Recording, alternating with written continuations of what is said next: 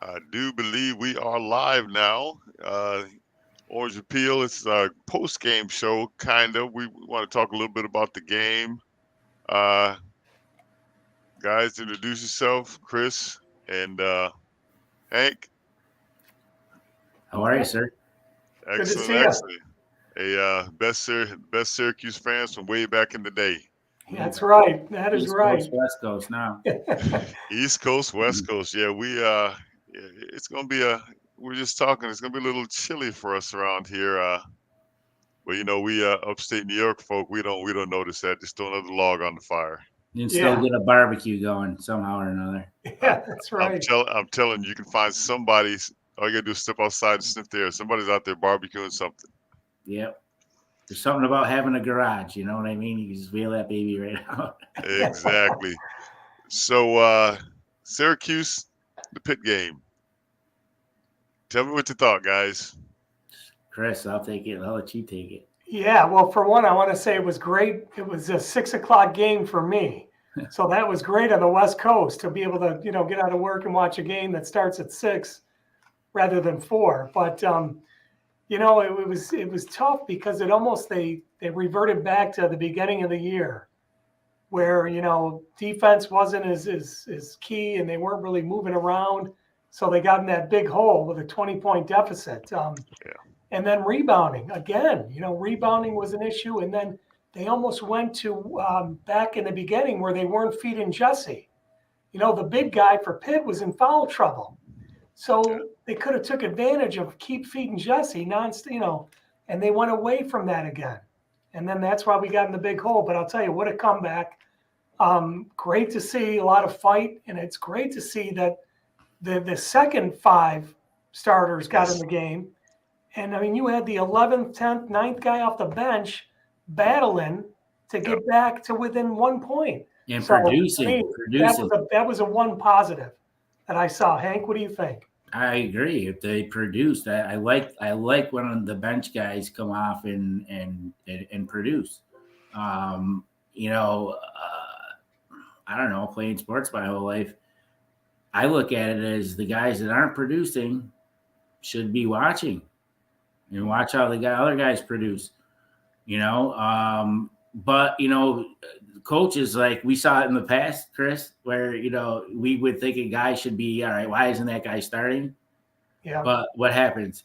The guy who starts, he plays 4 minutes. Guy comes off the bench and plays the rest of the game. So it really doesn't matter the starting. It's just the combinations they're getting now. The key one of the key things that I've always felt is the players. There's some players that come in the game and they play in a certain fashion. There's other players that come in the game and make everybody better around them. Uh, and then sometimes you need that shot in the arm, and you get it's what I found out being passing from a player to a Syracuse fan. I don't qualify like you guys do, but I became a fan after I finished playing there. But the thing that I like to see from the Syracuse guys is I like to see, no matter what their age is, I like to see them playing hard, them getting on the floor, skinning elbows, skinning knees, jumping into the stands, hustling after the ball, beating the other team to the ball. Those are things, they're already super talented. If they can master getting after it, hustling after the ball, you're going to see that they can do amazing things. Like you said, a lot of guys are getting playing time.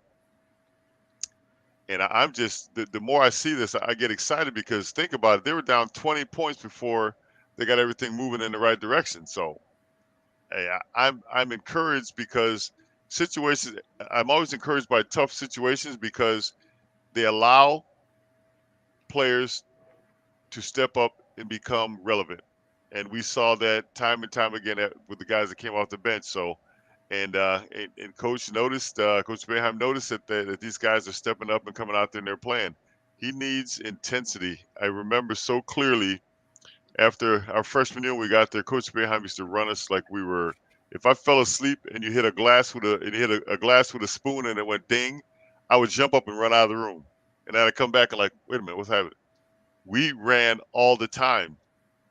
So it was, and it was. He said something before getting up to the first game, we'd put in hours and hours of practice and miles of just running for me for no apparent reason, but no basketball on the court. And he said, and so the question came up. So he says, you know what? I know you guys are going to be worried about the number of minutes that you play. And he said, but if you can play more than 3 minutes at a time at this stage of the game, you are not playing with the intensity that I want. And that struck home to me. So I was like, so it basically says you shouldn't be out there coasting. You should be out there getting after it to the point that after 3 minutes pass, he said eventually you'll get in better shape and you'll be able to stay out there longer.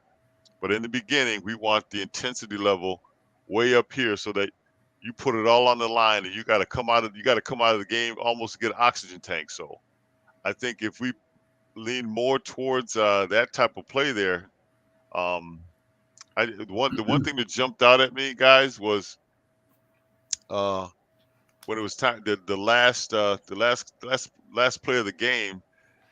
The last play of the game, an experienced player would work the ball around, have a first option and a second option, and then if he couldn't get to either, then he would be the third option.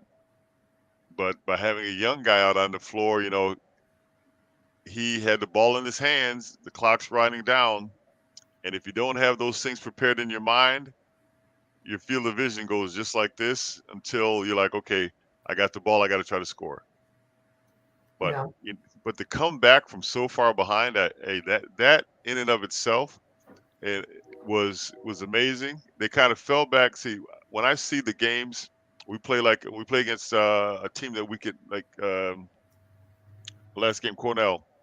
We played against Cornell, and a lot of the things that they did worked. Judah Mintz that he did worked, but in theory they shouldn't. They worked because he was such a great athlete.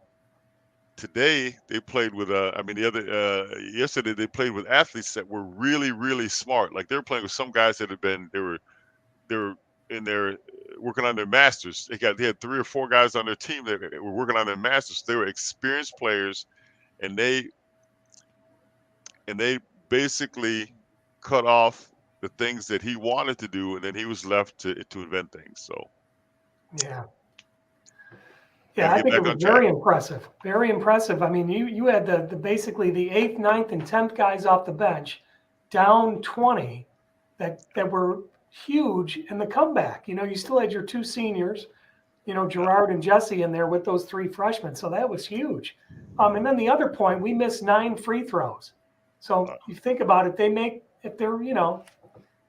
half of those, you're right in the game. So that was another big thing. But yeah, no, I mean, I'm so optimistic, looking forward to this improvement that I just hope somehow, some way, they can be a tournament team, because I think by then this team can really do some good things. So I just hope they get the opportunity. That's what I'm really hopeful for. So I got a question for you, Rosie. Yeah. It's kind of 2-part. Okay. Have you ever had the team, and I'm probably sure you have, I'm always thinking to myself, they got to get somebody in there to like teach rebounding. Not that they don't know how to rebound, but somebody who's like, in my mind, I'm thinking Dennis Rodman was a monster rebounder. At some point, rebounding, you can have size, but I'll use Hal Cohen, your example, being at 99.9% of the time, you're the tallest guy on the court and he's the shortest guy. Right. So for him to get the many rebounds he did in high school, you have to have a mindset. And him rebounding is different than you rebounding. So it's almost more methodical on his end. How do you teach that? And do you ever get called back by the university to say, hey, listen, you want to come in and work on some of these big guys with us? First of all, it's a mindset. You've got to be you've got to like contact. To be a good rebounder, you got to like contact, because it starts out with creating space. So when you create space, go to the rebound is actually an oxymoron. You don't run to the rebound. You actually turn around, take a step back, clear out, make contact, make space, and then go to the rebound. So you actually want the ball, if possible, it can fall on the floor. Just create a triangle of space. But you got to have that mentality to create that space, and then everybody's got to be thinking rebound, because a lot of times with the long shots, the rebounds are going to bounce long. In years past, I've gone back to Syracuse and worked with some guys on rebounding. Just little tips and tricks that I had picked up over the years. It helped me out to be a better rebounder. A lot of it can be passed on. Like anytime I played against a great offensive rebounding person, I always had my best rebounding games because I would not let that guy out of my sight. I would stay close to him because he already knows where the ball's going. So just stay close to him. I got a 7'6" wingspan. I'll throw a coin up anytime and take my chances of getting the ball over somebody else. But to teach rebounding, it can be taught, but it's got to be, you've got to think about it. I had a player that played with me, Andrea Ginola. We won the European champion, the Copa Cortes, in 1992, 93 against Real Madrid. If I tell you the guys that I played with, you wouldn't even know them. But besides Pace Mannion from Utah, but this guy Andrea Ginola, he was 6'2". He's probably 210, just a big healthy strong guy. But he grew to 6'2" at the age of 11. So he started out playing center. So he boxed out, he rebounded, then everybody else started catching up, then he moved out to the forward, then everybody else kept growing. So he ended up at the two guard. But I'm telling you, in the biggest games, that son of a gun would hang. We played against Herrera, and he was a backup center for. I actually played in tandem with Shaquille O'Neal. Can't think of his name now. It's like 7'1", like dang near 300 pounds. But anyway, he didn't care who it was. He didn't care if it was a guard or a forward. He would put his body there and box out, and that's got to be the mentality. But he also started out as a center and ended up as a guard, and we had that X factor in any of our big games. Any of our big games, he would take on, he'd box guys away from the ball, and he always had a nose for going after. He was a headhunter. He went after the ball. It's got to be something that's taught, and you've got to work on it. By this time in a college player's career, they should have came in here with the knowing that they can rebound. But a lot of guys end up being noticed because they're freaks of nature, because they can jump out of the gym, or they're built strong. You've got to understand how to use your body. Like if you don't take the time to make contact with it, if you don't initiate contact on rebounds, you're waiting for a guy to bump into you, and if he's bigger than you, he knocks you forward. But if you initiate contact with that person, he bounces off you, then you got to regain his balance to make contact with you. The ball does not stay up on the rim very long. It's up there a fraction of a second. So when you talk about boxing out, it's making contact, square, and then turning around and stepping towards the ball. We make the mistake of actually when the ball goes up, to go towards it, and you'll get too close under the basket. But it's something you can work on, and I guarantee they're working on it in practice, and it will translate into games. But when you're dealing with young players, it depends on how long it takes them to understand it, because Yeah. I know it's being taught. It's got to sink in, and a lot of times, like, hey, guys, during game situations, they're gonna go back, so they learn something valuable this game. All the young players, they're gonna say the same thing you did. Is like, listen, we missed 9 free throws. If we make half of those free throws, we win the game. I took a bad shot. I had a bad turnover. If we take better care of the ball, I understand how important it is. And also, you're never out of the game. You're only Brendan Malone pulled me aside one day, and I told you before. He said after the numerous workouts, we used to stay at 30 minutes. He said, I'm going to keep you at 15 minutes after practice. I wanted to buy him a watch because it was always 35, 40 minutes. But at the end of that time, he said, so I'd be working, I have sweat dripping in my eyes, and I was like, I'm got a towel on my face. He said, Roosevelt, I can tell you one player that will stop you every single time. And I was like, okay, coach, who was that? He said, that player's name is Roosevelt Bowie. you can stop yourself completely every single time by not moving forward. You've got to believe. You got to keep moving forward. And I was like, wow, that's something that these guys they're understanding because just one player doing one thing extra would have resulted in a win. And not only in this game, in a couple of games that we've had before. So think about that. So these guys should be, I won't say happy because I know coaches by nature are never happy about anything. No matter how great the game is, or you got to keep your head in, got to work harder. But they should be confident in knowing that they can play with anybody. They can get in that game and play with anybody. And they came back. And this Pitt team, they were like junkyard dogs. They were guys hitting the floor like every play. Come down on offense, somebody hits the floor. Go down on defense, somebody hits the floor. How many guys took shots and finished on the floor? You know, like in refereeing, when you refereeing the games, you do not have to. Um, oh, it's Stanley Roberts. Robert told me. I was asking who that other player was that played with Shaquille O'Neal, and his LSU player was Stanley Roberts. He's absolutely correct. That's who he was playing at Real Madrid when we beat Real Madrid. But he's a load. Thank you very much, Robert. Um, I mean, when you play against a game like Cornell, where you can impose your will upon that team because you're more athletic. I'm always a little bit afraid of those games because mature players want to stay focused on the game plan. A younger player will go like, okay, I went out there, I did what I wanted to do, and the next game he's always going to have that tendency to think that he can do the same thing. But he wasn't. He was playing with a better quality player and smarter players. So that was the lesson they had to learn, and they learned it. Um, but it's got to stick. It's difficult when you keep going from okay, we make two steps forward and then we take a step backwards. It's difficult, but we're also talking about an 18-year-old kid. When I was 18 years old, I was surprised that I could. I don't even know. I went to. I know I got to practice all the time, and I know I went to school all the time because if we missed class, we had to run the mile under 6 for the next 2 days.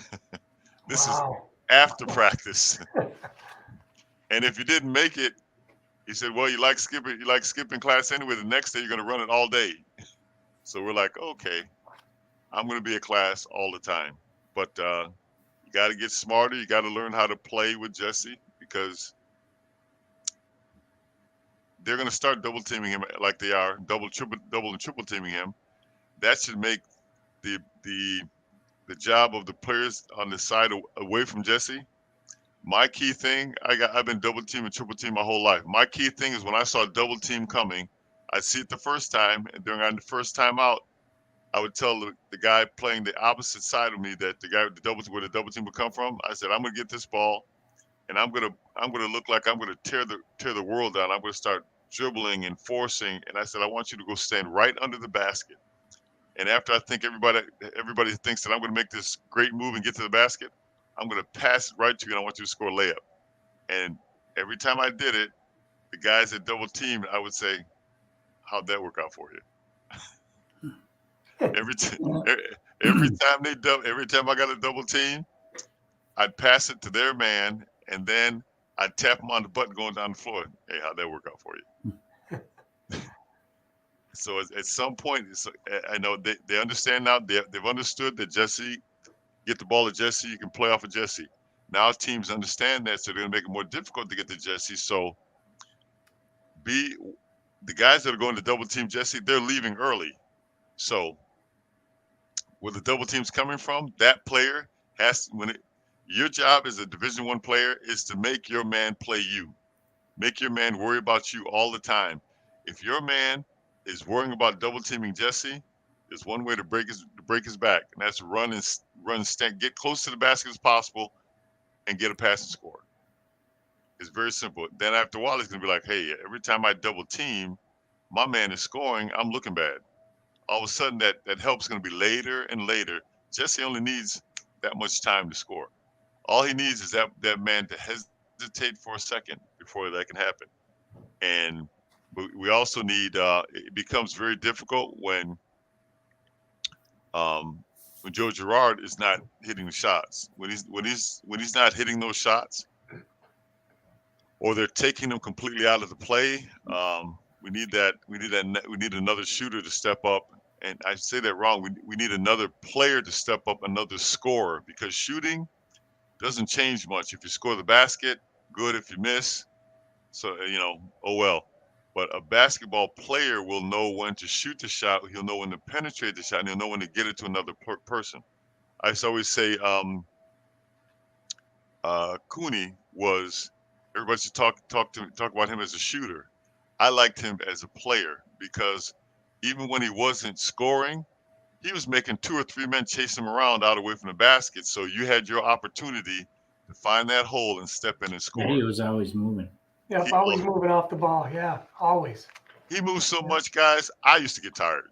Yeah, right. We used to say, we go, he's gonna, I hope he doesn't get hurt because he's moving around so much.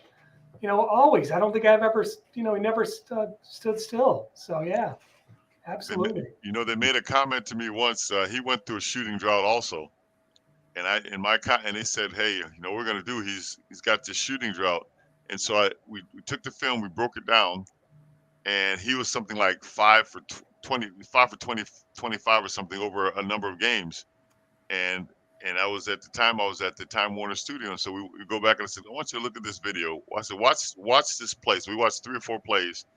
During that play, he took off running like a madman, and I said, I want you to count how many people are watching where he is. And they're like, okay, 1. There's always 2, and sometimes the third man was watching where he was going. And I said, so just because he's shooting means he's not effective? No, he's got 3 guys watching him. It's not his job to score now. He's got everybody watching him, so it's somebody else's job to go, hey, that's my man that's helping out. Let me put myself in a position to score an easy basket. Because when you turn your head on a Division I player, all it takes is one step. And the way as athletic as these guys are now, it takes 2 seconds before being in good defensive position ends up in an alley oop and a dunk. It takes that long. So it's time to get a little bit smarter. Pay attention to what's going on around you. Look at the game film. I guarantee you, coach is showing it to them. I got a little note here that says, Andy Burgio, thank you. Happy holidays. Merry Christmas to Roosevelt Bowie Jr. Just me. Thanks a lot, Andy. Thank you so much. Let's see here.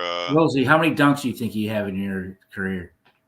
In my career, how many dunks? Dunks, if you had to guess. I don't. You know what? I tried to get one in every game, and in Europe, I played. I'm just talking about in Europe. I played over 600 games, and that's at 32 games a season.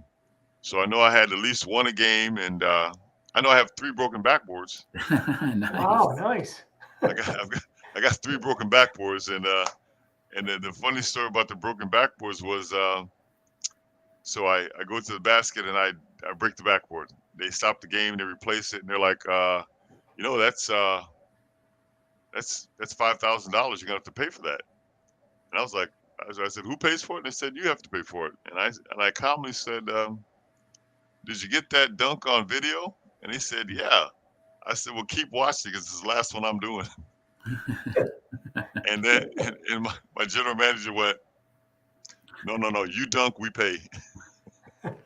So Chris has one broken backboard, 212 Boston Street. Yeah, that's right.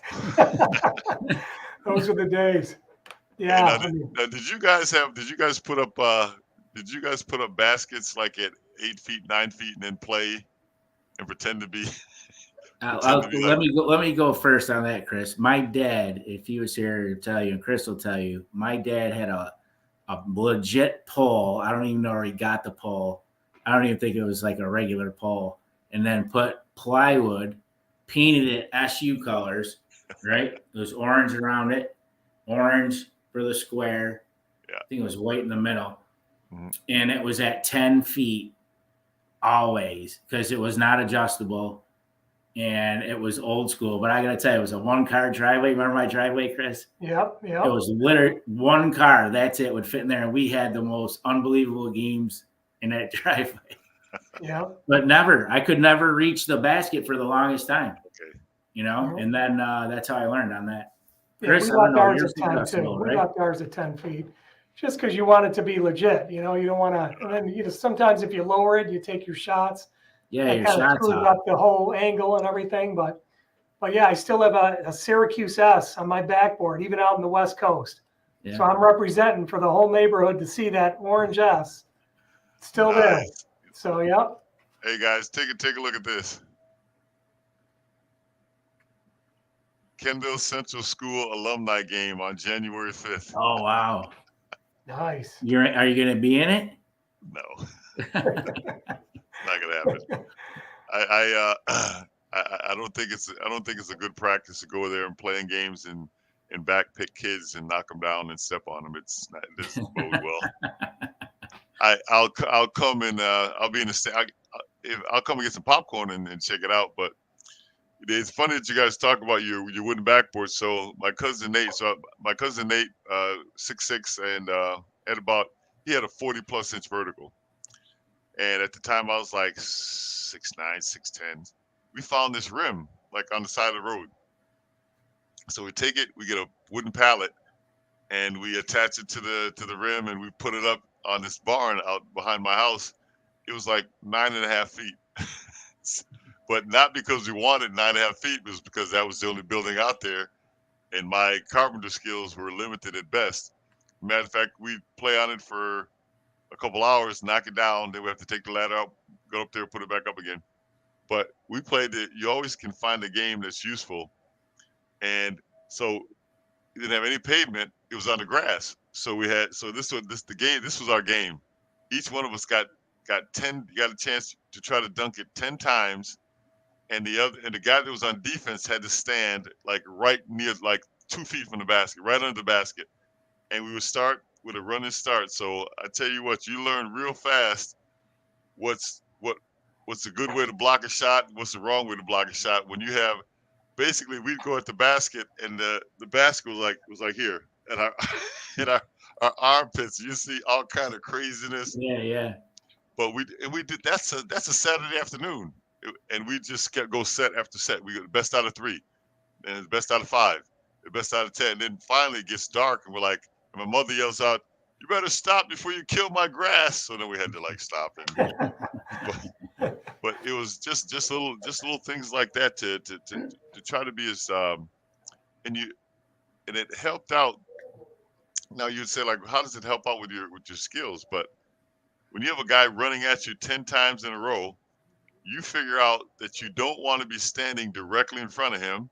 And if you have any chance of blocking the ball, you're going to try to block it if he moves it or if he puts it behind his head.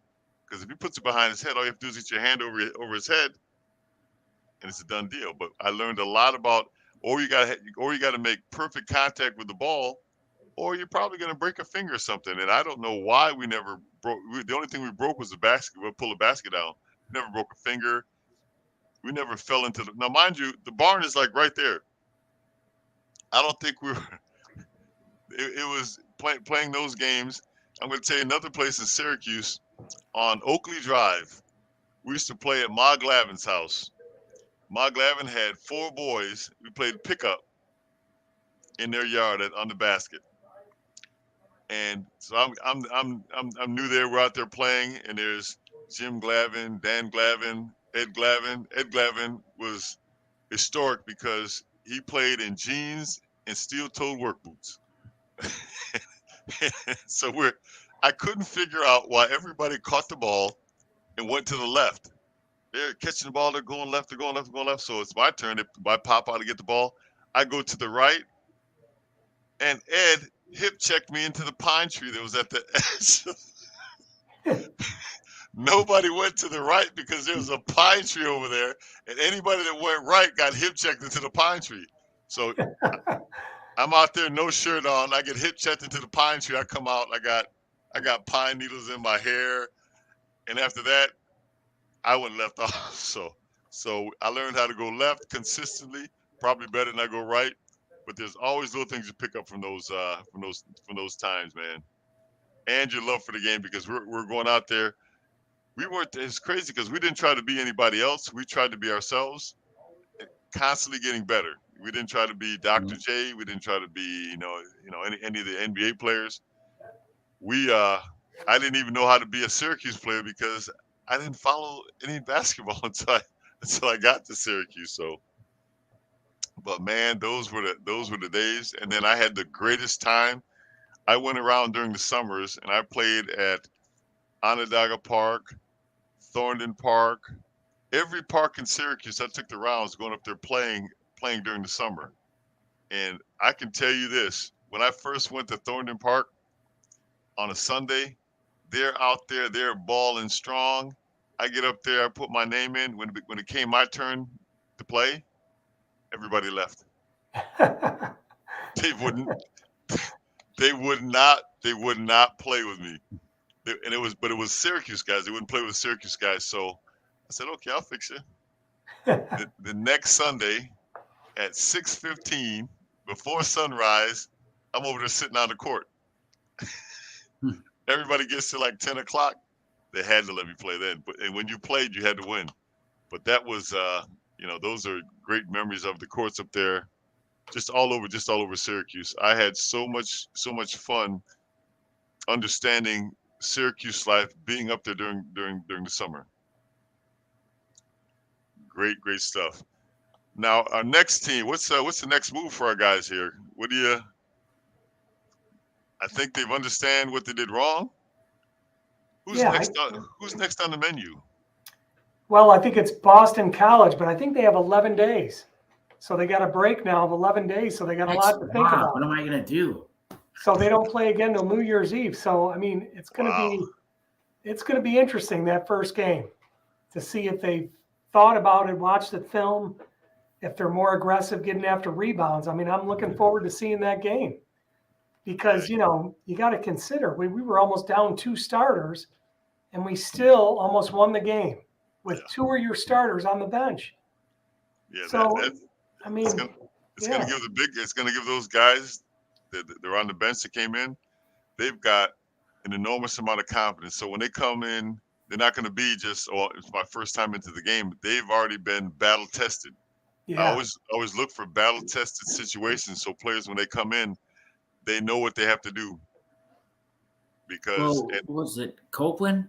Right? Yeah. Was it Copeland? We haven't said his name in 5-6 games. Right. Yep. So I mean that guy's been ready, obviously. And we know being Syracuse fans for so long, it's always was 7 guys. Yeah. We always said that was your 7 guys. And we'd always see the teams like Georgetown, St. John's, all those teams they were subbing 4 guys at a time. Their bench was 9. They'd go 9 strong. So this is unique. This year, to me, to see them playing 10 guys this early, it's a unique year, I think. Well, you want to win, right? I mean, we all want to win, Chris. We're always talking about we got to win. It's frustrating not to, but it's better. It's just better when you get to the meat. Now you got guys that can fill in. Yep. It's I tell you, I get more excited about the young guys because guys are noticing that if I come in and I step up, I'm telling you, coach will play them. When you come in a tough situation and you deliver, hey, it's like like when I talked to Jesse years ago when he wasn't playing, and I said, Jesse, listen, you're not starting, so in order to earn your time on the court, you don't earn it on the day of the game. You earn it at practice. I said, and he goes, what do you mean? I said, can you tell me right now one player that is outstanding every day of practice? And he said, yeah. He names him off. And I was like, okay, from now on, I want that player to be you. So whatever he's doing, if you can't outwork him, at least work just as hard as he does, because that will show coaches like, hey, listen, I'm working for, because you'll always hear coach say he had a great. Why is he playing? Because he had a great week of practice. He says it all the time. Yeah. And it's true. You've got to come out there and roll your sleeves up and be battle tested. Well, like, to your point, if you had a great week of practice, right? And I would consider, if you had a great week of practice, you are rebounding the ball like a madman in practice. And then you go out into the game and then you just totally not even remotely do what you did in practice time and time again. At what point, like, at the last press conference, I mean, it was like, I almost felt like the coach was like a fan, because that's what the fan frustration, it would be like. It's like, I don't even know what to do anymore. I don't know what to do. Talk about fans. Look at this. Robert Calvert, good discussion. I used to go over to their house when I was like 18 years old during the summer and just kind of hang out. That's a fan from way back in the day, the Calverts. So, but yeah, it's got to the point that like rebounding. Let me tell you how important rebounding is. When I went to Europe, I was like a triple threat, because I could either score enough to win a game, I could plug the middle enough to win a game, or I found out that I could rebound enough to get. Sometimes I would get 12, 15, 18 rebounds in a game, and I scored 12, 15 points. But the other team, that's 15 times the other team didn't get a chance to score. And I was like, holy smokes, that is really valuable. Yep. Hey guys, this right here, Maria Fuentes, she was a key part of my success at Syracuse, because she used to cook dinner. I mean, she used to, on Sundays when the dining hall was closed, she used to burn the kitchen down, and we just happened to show up around time she was cooking. So thanks, Maria. And I believe she doesn't live very far from me. She's going to Buffalo, and I just happened to show up over there when it's like breakfast time. So I don't know how that happens. But thank you. Yeah, so these are people that have followed us, that have been Syracuse fans for years and years, and you guys are you rank right up there. So it's always good to see what you guys are looking at. You guys have been friends now. You're on the West Coast, Chris. Yes, yep. Been out here 8 years now, but born and raised in Syracuse, and spent 44 years, fittingly 44 years in Syracuse, and the last 8 out in the West Coast. So you can tell my age, but yeah, that was the number. We've been friends for probably about 44 years. Yeah, exactly. Years. Yeah. So we went to all the games. I mean, season ticket. We've been to all the games all the way up until 2015. So yeah, we just. And and some of our good friends are like we grew up. We're all 45 years. We all are real tight, but one guy's a Carolina fan. The other guy, he's like, we don't even tell him to comment because he'll mush it. he'll jinx the team. Don't even bother. Yeah. So, oh yeah, no. Yeah, that's why this team. I mean, to me, over years ago, or a couple last year's teams, but this team has so much potential. Yeah. That's why it's like, if they could just get it together and string some big wins, because you want to see them play in the tournament. You don't want it to just end after the regular season, because I think by then they got some serious potential. So that's what I hope to see. Chris, don't you feel, though, that we're like this because of the way that the college basketball landscape is now? Like, we know that Judah Mintz, if he continues to be good, is he going to be here next year? Are some of these guys going to transfer? It's like, you have to win now. Yeah, because are these guys going to be here? You almost have that fear now. Yeah, because it's definitely changed, and with the with the portal thing, basically a coaching staff and coaches' careers depend on the whims of an 18-year-old. Yeah. I mean, you want to talk about tough, but hey, you know what? These guys now, they got that talent. They can, they have everything that they need to do it. They got to string them together, help them to get smarter, and continue to watch, because when we talked before, they just have to be work hard, and they put their hearts and souls into that game yesterday, and I was like, you know what? They've got something. They just got to turn that corner. So Yep. I'm ready to see it, and they're gonna get challenged now.